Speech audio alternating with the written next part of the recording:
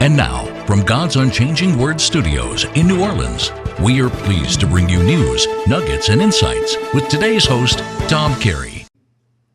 Well, greetings, everyone, and welcome to God's Unchanging Word in another edition of News, Nuggets, and Insights. And today is Friday, April 6th. This program is coming to you on the last day of unleavened bread. Hope everyone is having a very special Days of Unleavened Bread and a great holy day. All right, let's get started. There's a lot of information, and this week we actually had a hard time trying to weed out the information we wanted to bring in because there's two very specific points we need to bring out today. And the first one is talking about the violence that took place in Jerusalem on Passover Day. Now, this is not a one-time event, as we're going to talk about today. This is the beginning of a series of weekly events that's taking place all the way up until Pentecost.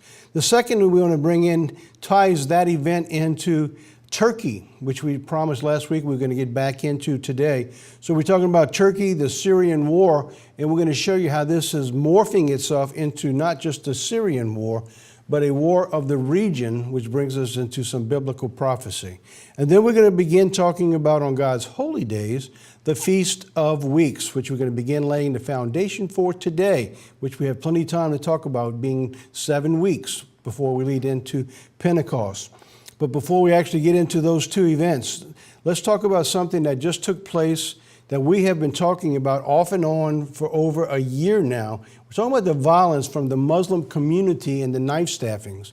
We talked about it with Germany, how the rise in violence was taking place. But look what just came out in London. And as you know, London has been making a home, a haven for the Muslim nations and Sharia law. So this just came out for the first time in modern recorded history.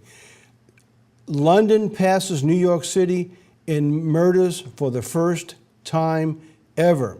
All right, here's what it says. Amid a spate of knifings, London's monthly murder rate has surpassed New York City's for the first time since consistent records have been kept.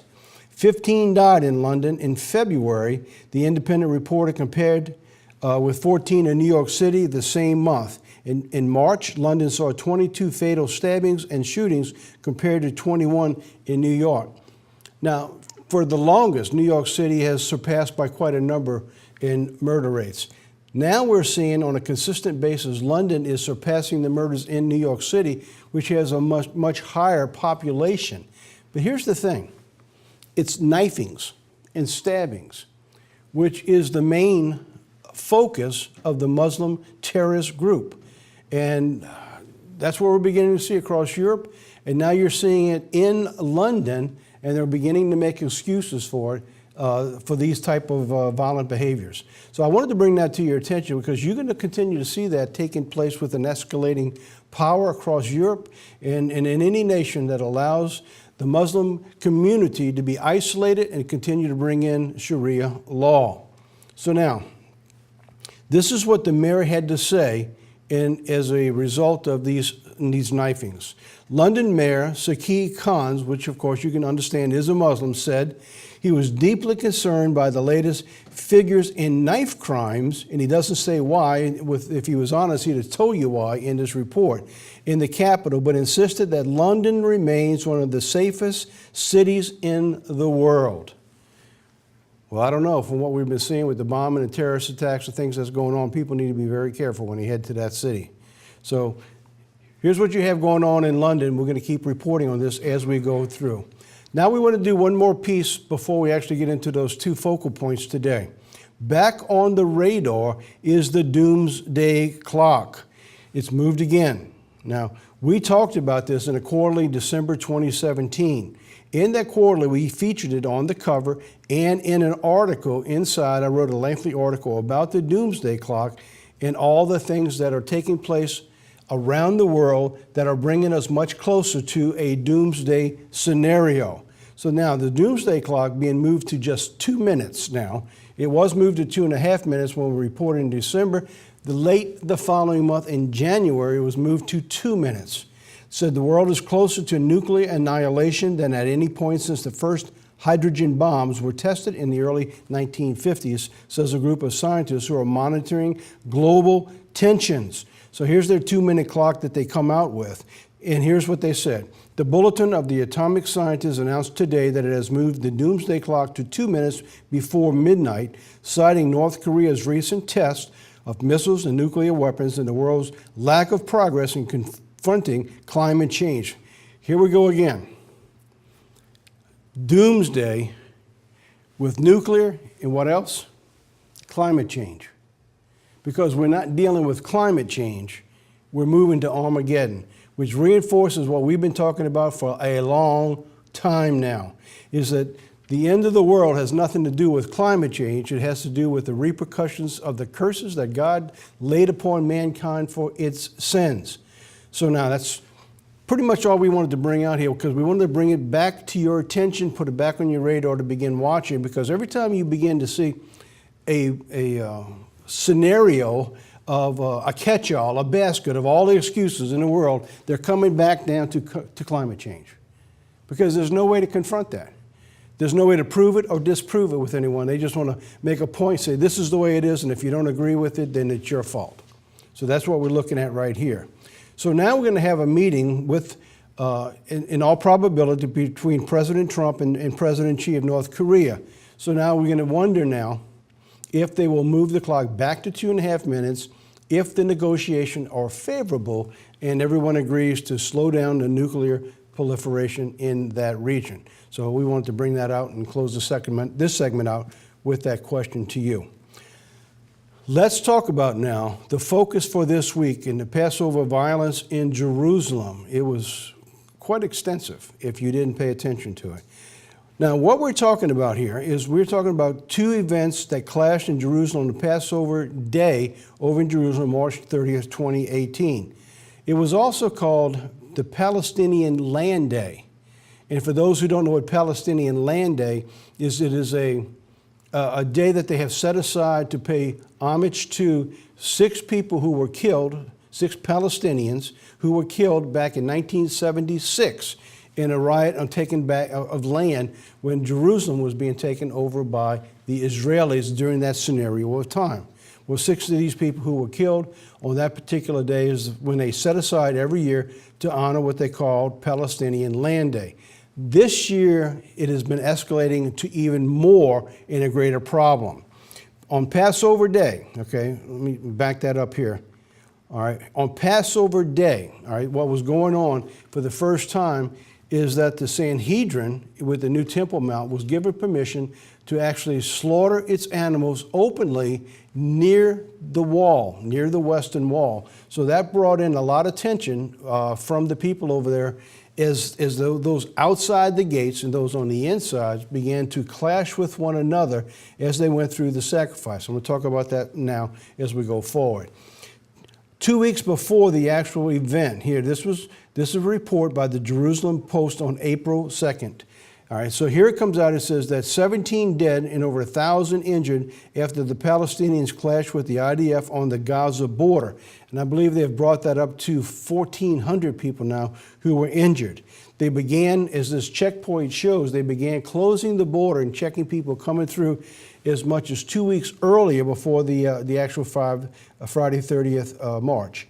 Over 30,000 men, women, and children attended the Palestinian land protest on Friday, March 30th, with the protest of the Israeli-Gaza border. Now, they were hoping for 100,000, which they thought they might get 100,000, but they did get 30,000.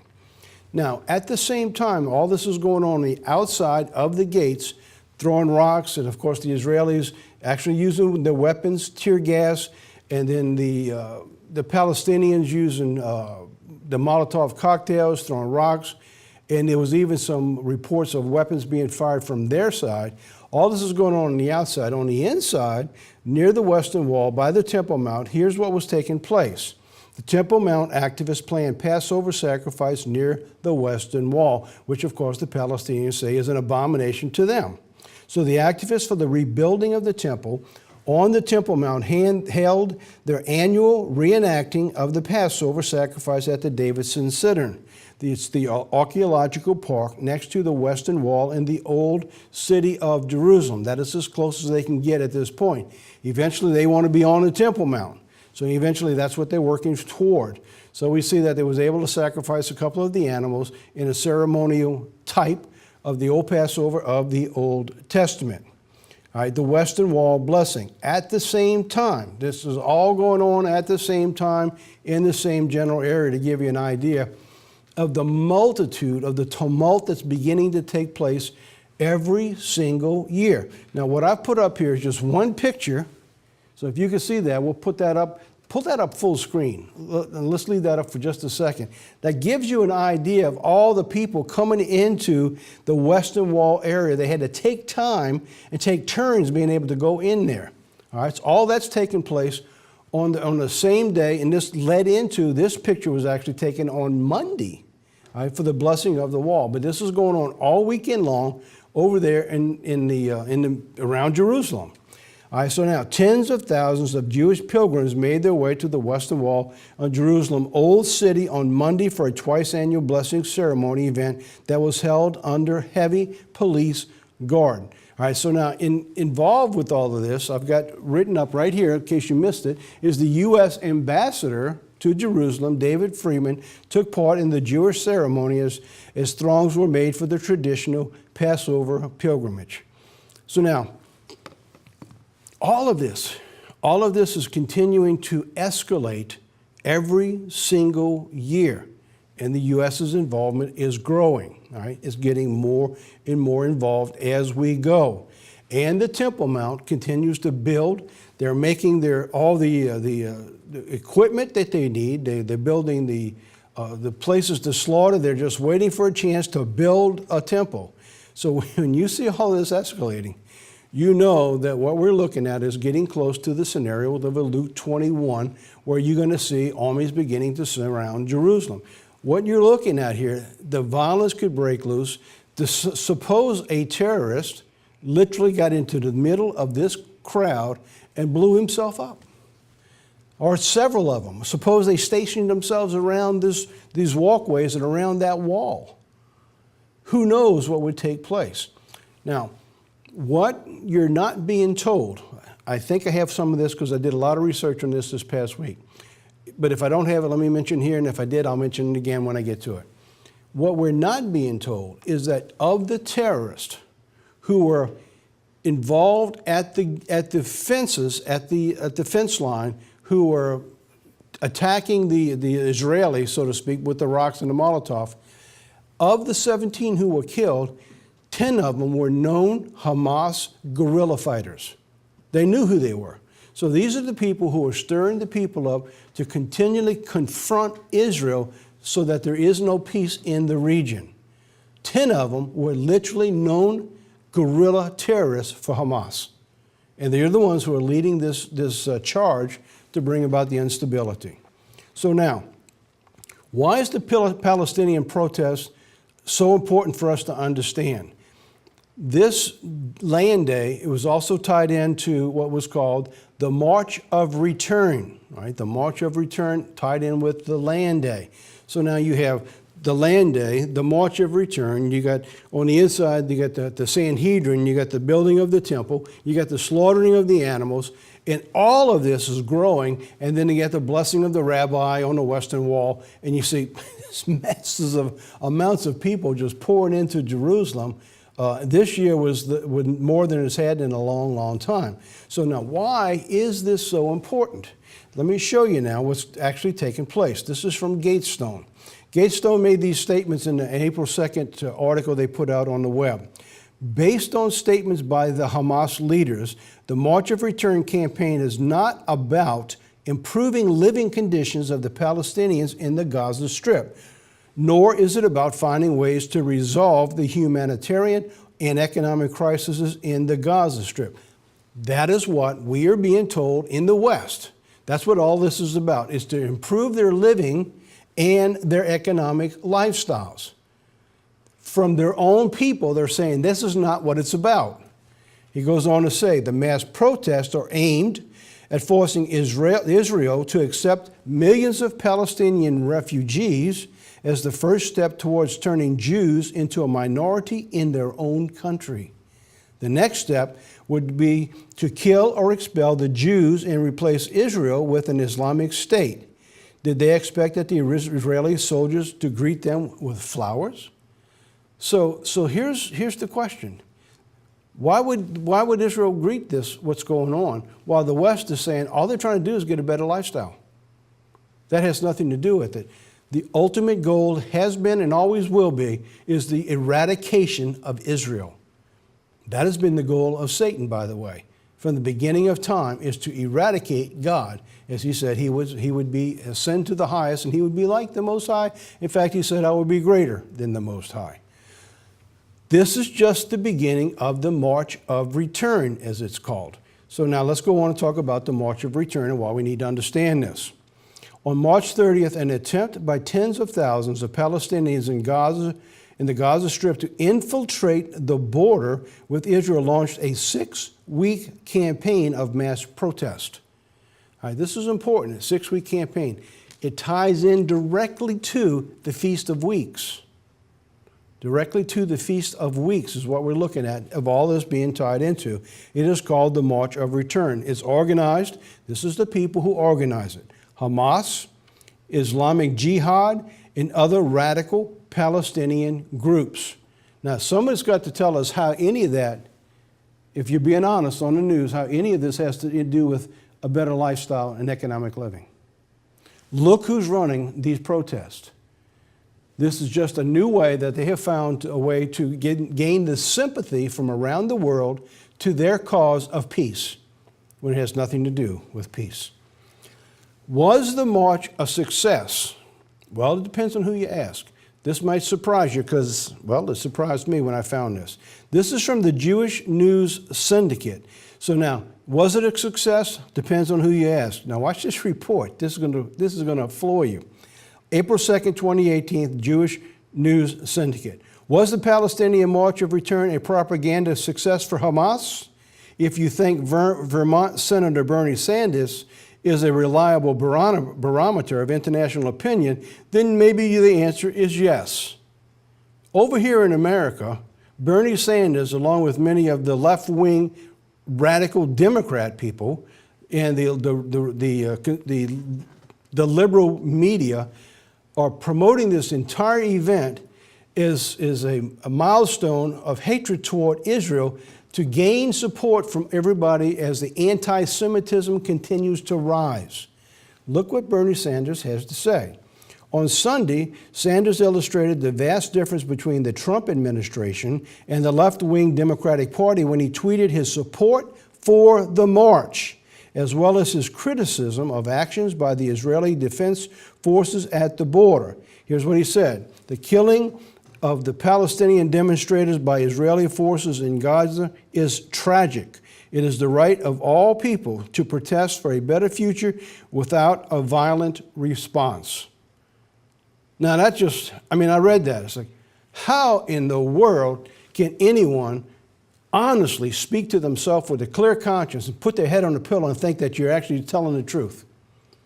Now, if you look at any of the videos of the events that have taken place, the aggression and the violence was not about the Israelis. It was those who were coming after them to try to infiltrate the borders and penetrate, moving into the land that Israel now occupies. So now that land, as we've seen in the past, we've gone through many, many times, that land was given to Israel, and it was clearly established from the time of Moses when they came out of Egypt. And God laid it out exactly where it would be when Joshua went into that promised land. And he said, when the priest puts his foot in the water, and he says, all the land from the Mediterranean Sea all the way to the river Euphrates, he said, this all belongs to Israel.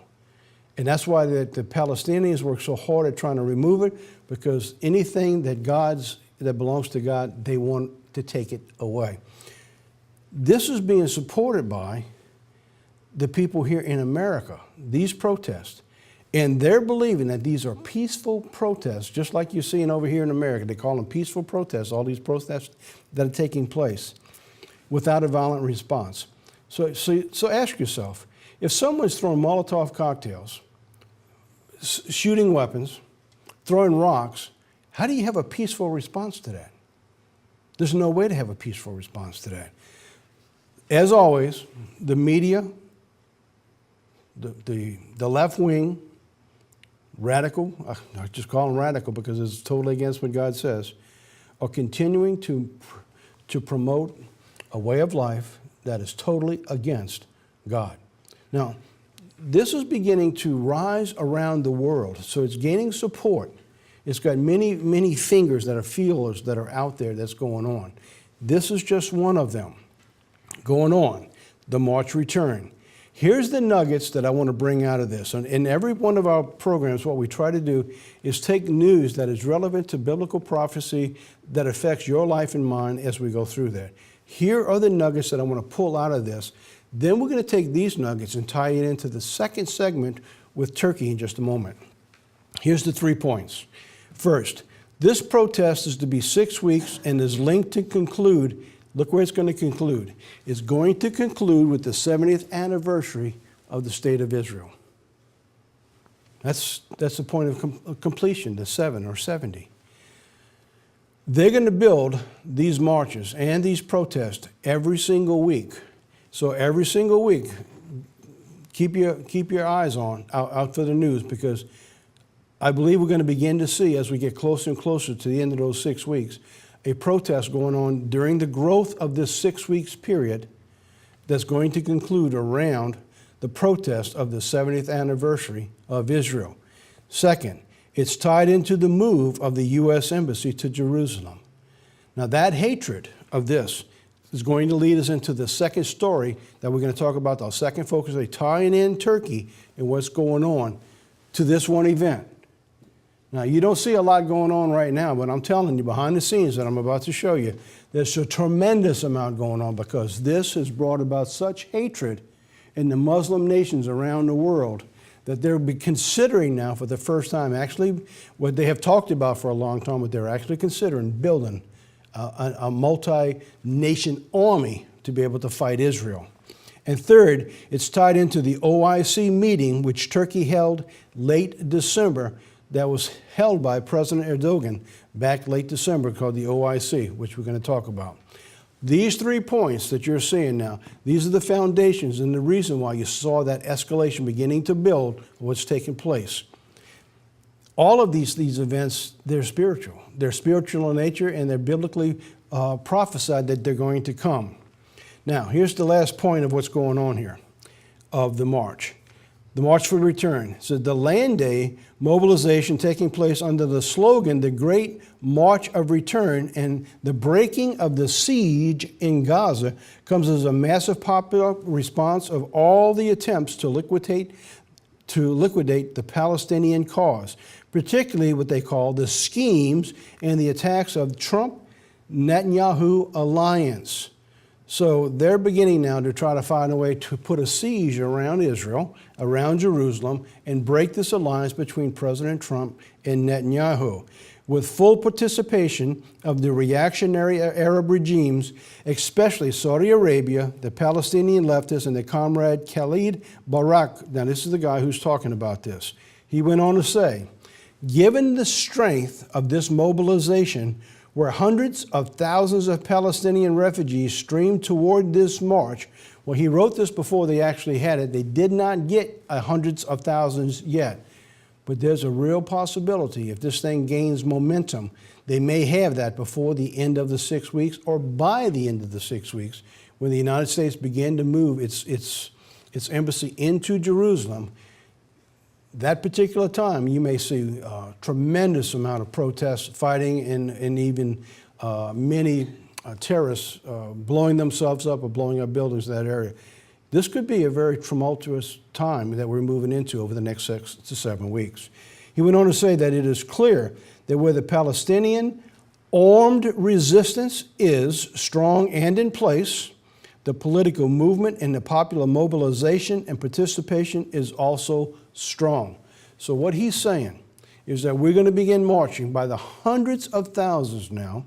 They're going to besiege Jerusalem. And he's saying that where you see armed resistance, this has nothing to do like Bernie Sanders is talking about, But where you see armed resistance strong and in place, the political stature is going to follow. So what he's telling everybody, you need to arm yourselves and you need to be strong, and the rest will follow. In other words, there needs to be an armed resistance to take back their land, is what they're saying. All right, so now, this is no small matter. This is gaining ground over there in the Middle East. It ties into an even bigger picture with Turkey. So now, let's talk about Turkey and how all this fits into all that I just talked about just now. By the way, I'm spending more time in the news portion than I'm actually spending in the biblical portion of it. And that's why we didn't cover Turkey last week, because all this stuff plays together, and it's hard to pick all the parts out. So you got to put all these pieces together, throw away the stuff that's useless, and just focus on what's important and how it all ties together and what's going to matter down the road. So that's what we're doing today. We're focusing on all these events. All right, they're all tied in together, by the way. This was the Syrian rebels backed by Turkey. They seized control of Afrin. We discussed that about 3 weeks ago. So now, where does it go from there? Let's talk about it now. This is going back now to a meeting back in December. It was called the Extraordinary Decisions Should Be Taken at the OIC Summit. This is the Turkey summit that blasted Trump's decision on Jerusalem. What did we just see that these people in the marches are talking about in and around Jerusalem? Is to break the alliance between Trump and Netanyahu. They hate it. They cannot stand the big Satan forming with the little Satan. They want him out of the region. And they figure now if they don't do it now, they never will. So now we're beginning to see these tensions continue to escalate. The OIC summit in Istanbul is called the Organization of Islamic Cooperation. This was one of the biggest ones they've had in modern times. The extraordinary session of the OIC Summit Conference was held in Istanbul, December 13th, 2017. There's a picture of all the leaders and the representatives of those nations. The extraordinary session of the OIC Summit was held in Istanbul on 13 December 2017 at the invitation of Recep Tayyip Erdogan. All right, so now, how is Turkey involved? Turkey is going to be one of the leaders in the role of putting all this together of the removal of Israel and uniting the forces of the Arab nations. So now, going on. The gathering was called in the wake of President Trump's recognition of the city of Al-Quds. Al-Quds is Jerusalem, in case you haven't heard. If you hear them talking on the news about Al-Quds, they're talking about Jerusalem, the so-called capital of Israel, the occupying power and transfer of the U.S. Embassy to Al-Quds. So now, this is no questions asked, bottom line. Why did they have this meeting? Why did they pull together 57 Arab nations? Because of the United States' decision to move the capital to Jerusalem. That's the reason. That was the ultimate goal and the reason for having this. All right, so this is not a small matter that's taking place. And this is why you never seen a president before in the United States, even though they ran on it decade after decade after decade, that they're going to move our embassy to Jerusalem. Why they never did? Because they knew that as soon as they did, you're going to begin to see this. And it wasn't time, by the way. In God's God's prophetic plan, it wasn't time yet. But as we get moved closer and closer to an end time, just like with Jesus Christ, if you notice that when he preached, quite often he would preach, and then when somebody would upset, he'd actually go hide himself and hide in the crowd, and he would leave. Now, why did he do that? Because he said it wasn't his time yet. But as you see him getting closer and closer to the time when he had to be sacrificed, to be killed and crucified, what did he do? He stepped up his voice, and it angered the people so much that it brought about the result that God knew it would bring about, is his crucifixion of Jesus Christ. So why is this being allowed right now? From all biblical understanding, is that this is taking place now to escalate the time to fulfill the prophecies of the Bible toward the end time. I believe we're looking at the continual escalation of events that need to be the foundation for the end time scenario of the return of Jesus Christ. I believe we're moving into those times right now. And when I say this, I always put a qualifier on that. This could go on for quite a while. These type of political moves that we're looking at here could take years to fall into place, or they could happen overnight. The point is, you need to be aware of what's happening so that when they do happen, you are not caught unaware. And that's the point of News Nuggets and Insight, is to get into these matters to make us all aware. Not to terrify anybody, not to say the sky is falling, because if you go through our programs, you'll see we do not run out on a limb to make statements about things that we know are actually impossible to take place, as many people do in the religious world. The point here is to take what's prophesied to happen and then put that with events that are building to bring about those prophetic fulfillments. When you see this program today and these two things tying in together, there's no doubt that these are the beginning of the foundations that God is going to lay that will to bring about the ultimate, as I'm talking about here, a king in the north, king of the south scenario, and as we just talked about, armies surrounding Jerusalem scenario. So now let's go on. In this meeting on December 12th, ahead of the summit of the organizations, the day before they met, there was this article that went out. All right? This was an article that went out in the Turkish daily Yeni Şafak, which is close to Erdogan and his ruling AKP party, published in the article titled, "A Call for Urgent Action," so which also appeared on the paper's website under the title, "What If an Army of Islam was formed against Israel?" Here we have it. Now we're beginning to see what they've always talked about. Now they actually have a formulation of an idea and a plan that's going to come about. Who's bringing it about? Erdogan and his political party. In his opening statement, President Erdogan told the people, he made this opening statement, "If you do not take action today to protect Jerusalem tomorrow, all of us, the entire Muslim world, will lose Mecca and Medina. The center of Islam will be pillaged, and our holy cities will become target leaders of Muslim countries who have convened in Istanbul today." Now, that's his opening statement. In other words, if we don't do something right now, what's the backdrop? The United States and Israel are getting together to move the embassy into Jerusalem to recognize the 70th year. 57 nation states come together and say, if we don't stop this now, if we don't do something now, we're not only going to lose Jerusalem, we're going to lose Mecca and Medina. Now, I'm not going to read this whole thing, but this is the tone. All right, so listen to the tone that's being brought about to the nations, which was accepted, understood, and brought back to their people in their own countries. He went on to say, "You are facing a major test. You are either going to be the pioneers of history or take your place on the wrong side and lead to the collapse of the entire region." In other words, you don't stand behind us. You're going to be a part of bringing about the end of the Arab world.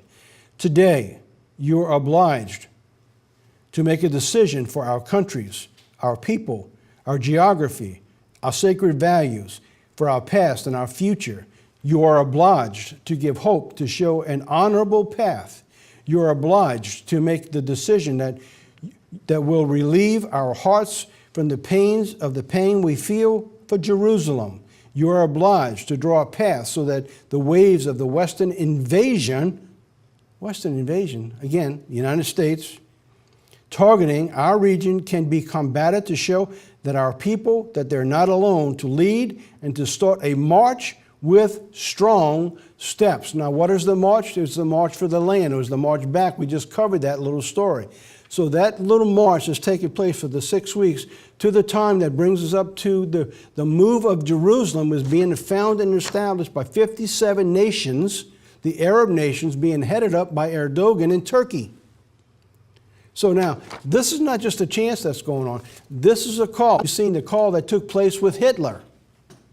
All right, now what we just read there that you see up on that screen, that's just his opening statement. It goes on, and I'm not going to read this whole piece, but I want to give you the attitude of his speech to the 57 nations that have taken place. All right, so you're going to be quite surprised when you see this. It's very similar and very reminiscent to the speeches that were given in Germany to rouse the people together to take action against Europe. Here's what he says. You are facing a major test. You are either going to be pioneers of history or take your place on the wrong side and lead to the collapse of the entire region. Today, you are obliged to make a decision for our countries, our people, our geography, our sacred values, for our past and our future. You are obliged to give hope and to show an honorable path. You are obliged to make a decision that will relieve our hearts of the pangs of pain that we feel for Jerusalem. You are obliged to draw a path so that the waves of the Western invasion, again talking about America, targeting our region, can be combated to show that our people, that they are not alone, to lead and to start a march with strong steps. That is what we were just showing you in that previous segment with Jerusalem and this march that's beginning to take place, where they're saying there's going to be hundreds of thousands.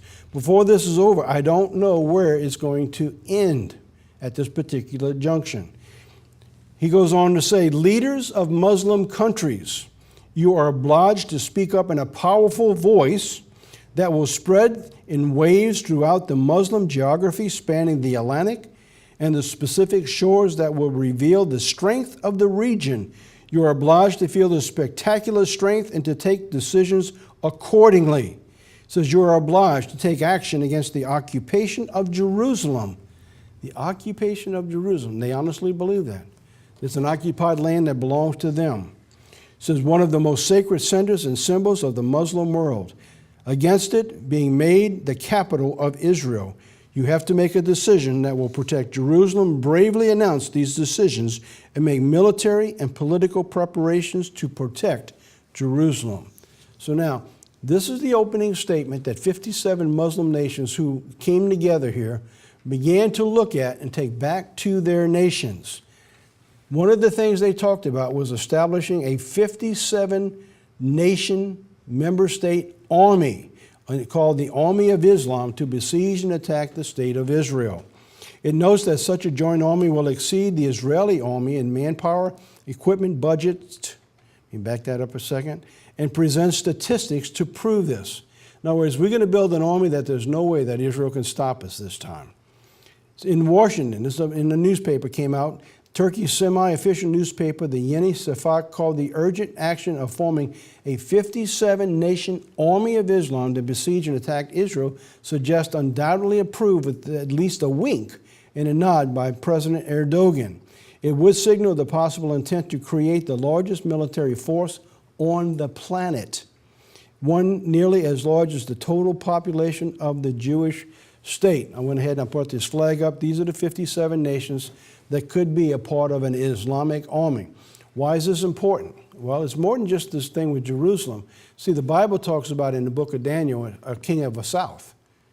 I mean, this could be formulation now, the beginning of a king of the south that will eventually push against the king in the north, talking about Europe, which would be headed up eventually by a modern-day Roman Empire, and will be headed up through the Catholic faith and through the Pope, and through another leader, probably out of Germany, who again pushed back to the king of the south. All right, so now you're looking at all of these things beginning to line up like they've never lined up before. All right, so that's why we're bringing these things out. There's short-term and long-term here is what we're talking about. Take a look at the largest army in the world. So I'm just going to briefly go through because of time here. These countries total the population of 1.6 billion people. All right? The number of soldiers in active service in those countries right now is 5,200,000. They already have a 5,200,000 people in the armies in those countries right now, if they didn't do anything else except use what they have. Their overall military defense budget is $174 billion right now. As for Israel, it says they are significantly inferior. The population of the country, which attempted to occupy Jerusalem or surrounded by Muslim states, is only 8 million people. That's all that's in the entire state of Israel. There's over 5 million people in the army of those surrounding countries, of the Islamic countries. Note that the population of Istanbul, just the population of one Istanbul, has 14 million people in it. The number of soldiers in active service in Israel is simply 160,000 people. So, I mean, you're looking at sizes like you see back in the Bible times, that these huge, massive amounts of people come against little Israel. And they're trying to put that together right now. Israel's budget is just $15 billion. That's what they spend on their military, $15 billion. We just gave our military $800 billion for 1 year going through it. So now, the report suggests that the formulation of a Jerusalem task force that would besiege Israel in a possible military operations, this report said. The first step is expected to involve 250,000 soldiers and the establishment of a joint land, air, and naval bases for the use short term. It would include the mobilization of 500 tanks and armored vehicles, 100 warplanes, 500 attack helicopters, 50 warships, and submarines. Turkey will serve as an important headquarters for all the operations for all of these to be launched. The army right now, Turkey's army, is ranked, you ready for that? The 7th largest army on the planet right now. That's before they get together. And the 2nd largest army among NATO powers. Turkey has approximately 4,000 tanks, 1,000 warplanes, and 194 vessels of sea vessels by the Navy at its disposal right now. So if you look at these nations coming together, without God's intervention, there's no way that you're going to see Israel be able to survive. And we know that God is going to intervene before it takes place, because we see in Luke 21, he says, and when you see armies surrounding Jerusalem. Well, now you have, black and white, a plan to put all of this together right now. So whether they will do it or it's just being thought process, eventually when it comes from thought, then it goes to plans. So we'll see. Next thing we're seeing going on in the plan, I just want to bring this in as I finish up this segment as we go to our break. I want to bring out one more thing. The United States and Turkey are not at a very close alliance right now. On April 1st, it came out that the United States and Turkey have not been able to reach the agreement over the Syrian city of Manbij, which is being controlled by the Kurdish Syrian Democratic Forces, who in turn have captured the strategic city from Daesh with U.S.-led coalition support in 2016. So what Turkey's saying is that you have to move out. This city is going to be ours. The United States saying we can't move out because we have to support the Syrian fighters. We've already abandoned these, not the Syrian fighters, but the Kurdish fighters in Syria. We've already abandoned them in the past, and they have lost several cities. And now it's come to a make and break that the Turkish is continuing to push further and further to remove the Kurds out of the way. It sounds like the Little Miss Muppet sat on the top of it with her Kurds away. Well, actually, what's going on now? They're trying to get their Kurds away, going on right now. So anyway, what we're looking at is, you see, the United States now is against almost everybody in the region because of the defensive position is taken and its alliance with Israel. So I just wanted to bring that out. That's going to be the closest thing we're going to have to watch in the very near future. All right, when we come back, we're going to begin talking about the Feast of Weeks. But we've got this little video. We've used it in the past, and I thought it's very appropriate for the segment that we're covering today, that we talk about Psalms 83, where it talks about the enemy surrounding Jerusalem. Let's play that, and I'll be right back.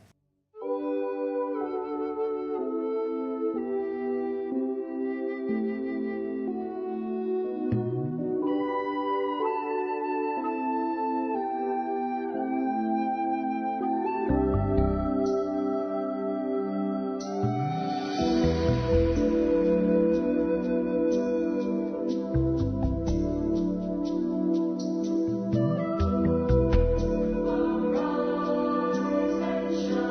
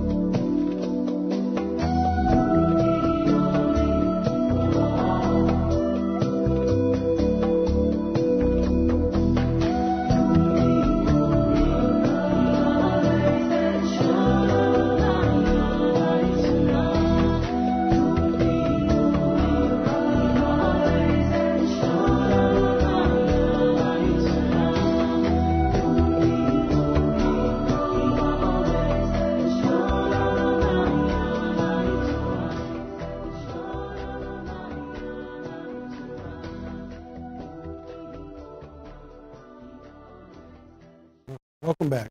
It's a great little video that someone put together there, tying in the old and the new. All right, so we used up most of our time for the new segment, but I told you that's probably what we're going to do today because it's pretty complicated when you look at all of those pieces falling in place in the puzzles over there. So now let's go on now. We'll talk about, we're just getting into the beginning now, is the Feast of Weeks, or I'm calling it the Countdown to Pentecost.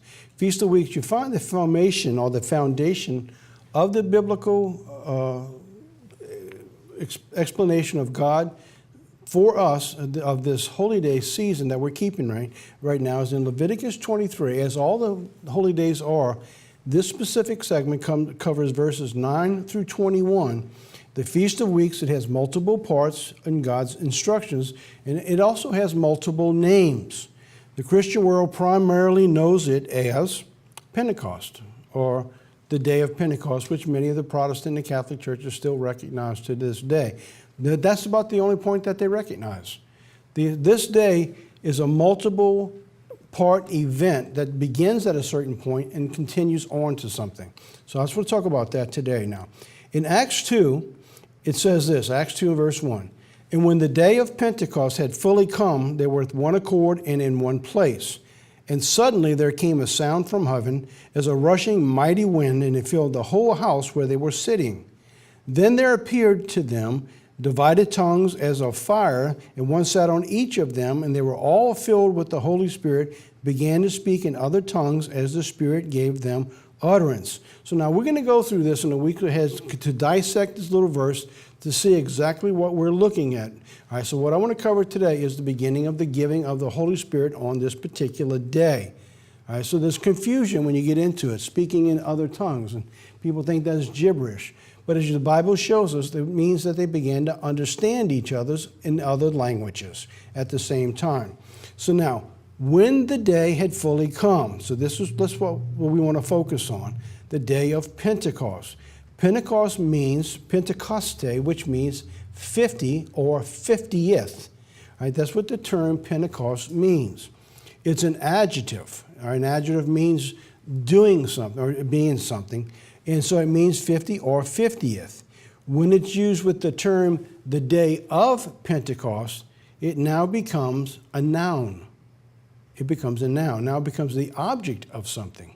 So in other words, Pentecost is in its adjective form leads you to where you become something or it becomes something. That's what we're looking at with the word on Pentecost. So God is showing us that He's leading us to a point where the adjective or the point of doing something becomes the object of, which is the noun of why we're doing it. At that point, what we are doing gives way to what we become. All right, and the second point of what God is showing us is that it cannot be fully complete, or it can't be fully become, in other words, has become a noun. It cannot become until the 50th has fully arrived. All right, so that's what we're looking at here. We're looking at something that God gives has a starting point and it has a completion point.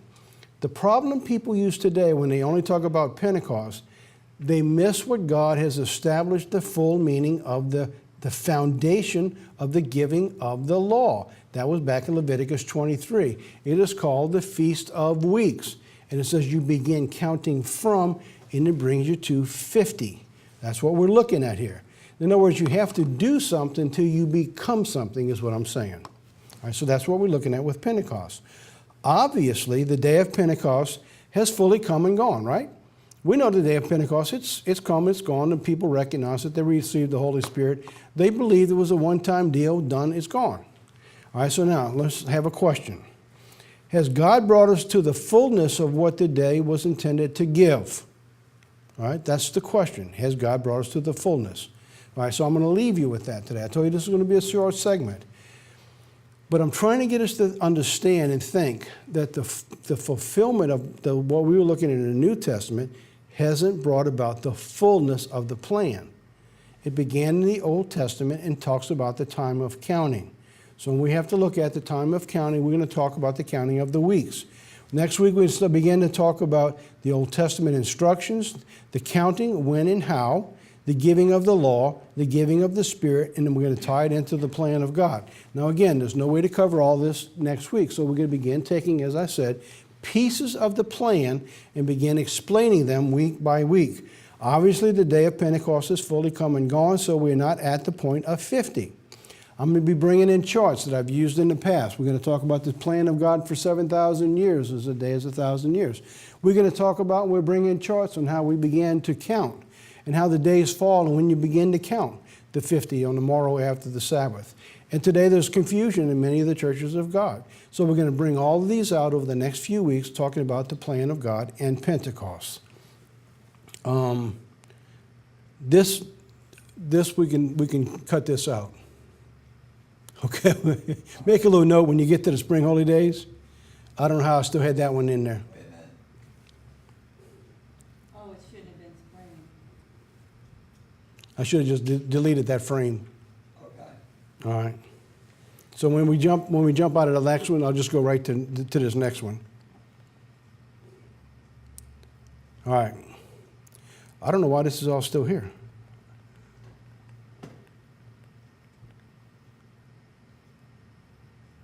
Well, all of that should be gone.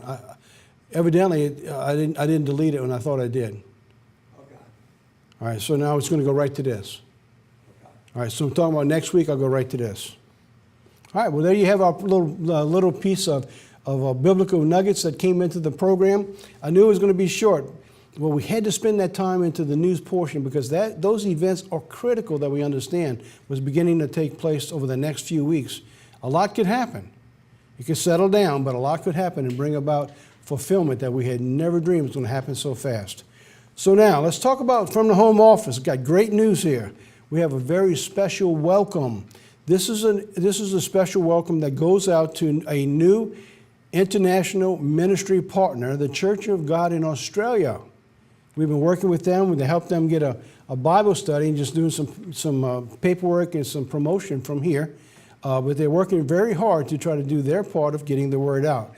So this is going to be the Church of God Australia, which meets in Newcastle. All right, Newcastle. Okay, you've got a royal name down there, Newcastle. All right, the Church of God Australia. The contact for down there is Mr. Peter Carson. All right, so I have the information here. So you can pause the DVD, or if you're online, just pause the video. If you're down there, get in touch with them. If you're too far to travel, this is where they actually meet. They meet way down in the lower corner in Newcastle, Australia. It's a big country. And we get correspondence from time to time, people in Australia, but they're so spread out. But here's a new group. If you can meet with them, and maybe you can get together with them on holy days, and who knows, maybe I can get together with the Feast of Tabernacles. You never know. If you don't try, you'll never know what you can accomplish. But anyway, they're online. You'll find them if you go to our website. You can go on the congregations, look up International Partners, and you'll see that they're on there, and you can get all this information on the website. And so we want to give our welcome to the Church of God Australia. It's a pleasure and honor to be working with you and to partner, and God willing, that maybe through some of these programs that people can see, who knows, maybe somebody will watch it, find out that you're actually there, and be showing up in your membership one of these days in the near future. But that's our prayers that we hope for all the churches that we work with. All right, in the mail, our quarterly, it's out. Some people have already called in receiving it. They're really enjoying the quarterly. And this month's offering of our DVD is called No Place for Repentance. So if you're not on the mailing list, by all means, get on the mailing list and you begin receiving the monthly newsletter. And every 3 to 4 months, you begin receiving the quarterly and stay abreast of what's going on with the church. DVDs in the mail, they just went out. The Missing 12 Hours, right, is one DVD, and the second is The Greatest Fraud Ever Perpetrated on Mankind. Two really powerful DVDs talking about the time in which we are in right now, Passover and the days of unleavened bread. God says you give meat in due season, and that's what we're doing here. So if you haven't got your DVDs, write in for them today and get your copy of The Missing 12 Hours and The Greatest Fraud Ever Perpetrated on Mankind.